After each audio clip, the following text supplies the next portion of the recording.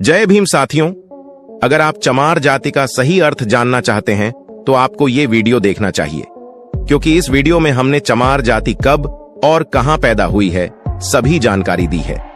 चमार जाति जिसको कई राजनैतिक पार्टियां, राजनैतिक लोग और हमारे समाज के ही कुछ लोग अछूत कहते हैं, दलित कहते, और यह सब उनका कहना किस उद्देश्य से है ये सबको पता है। ये ऐसे लोग हैं जो नहीं चाहते कि हिंदू समाज एक साथ मिलजुल कर रहें। ये ऐसे लोग जो चाहते हैं ये सब आपस में हमेशा से ही लड़ते रहे। आखिर ये विधर्मी लोग कौन हैं? इनके बारे में तो आप सभी को अच्छे से पता ही होगा। लेकिन मित्रों, क्या चमार जाति के असली इतिहास से हम लोग आज परिचित हैं? क्या चमार जाति का यही इतिहास है कि उन्हें अछूत माना जाता था? आखिर चमार जाति का उदय कहां से हुआ? आखिर चमार जाति के इतिहास से जुड़ा वह किस्सा क्या है जिसे मुस्लिम वर्ग छिपाकर रखना चाहता है? इस्लामी शासन से जुड़ा और चमार जाति से संबंधित कौन सा है वह इतिहास जिससे आज भी हमारे समाज का एक बड़ा हिस्सा अपरिचित है? आज हम जानेंगे कि आखिर चमार जाति का उदय कहां से हुआ। आखिर चमार जाति का असली इतिहास क्या है?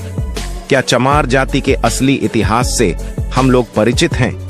आखिर चमार जाति का समाज में वह योगदान क्या है जिसके कारण आज हमें बड़े गौरव से इन लोगों का सम्मान करना चाहिए?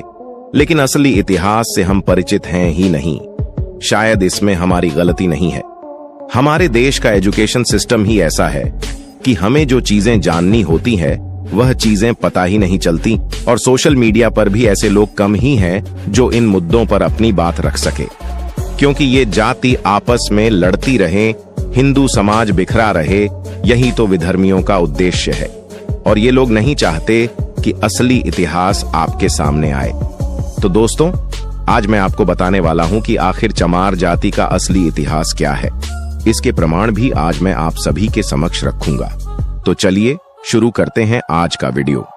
स्वागत है आप सभी का दोस्तों।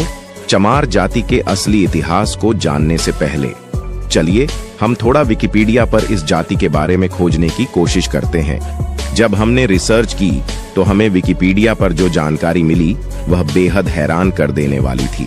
दोस्तों, विकिपीडिया के अनुसार चमार जाति को चंबर वंशीय भी कहा जाता था। ये एक समय के क्षत्रिय पहचान से जाने जाते थे, लेकिन मुगलों ने जोर जबरदस्ती से इन्हें चंबर वंशीय या सूर्यवंशी क्षत्रियों को चमार नाम का दर्जा दे दिया।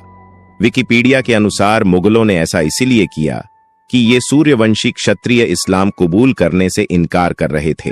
उन्होंने कहा कि हम पशुओं की चमड़ी से जूता चप्पल बना सकते हैं, लेकिन इस्लाम नहीं कबूल कर सकते हैं।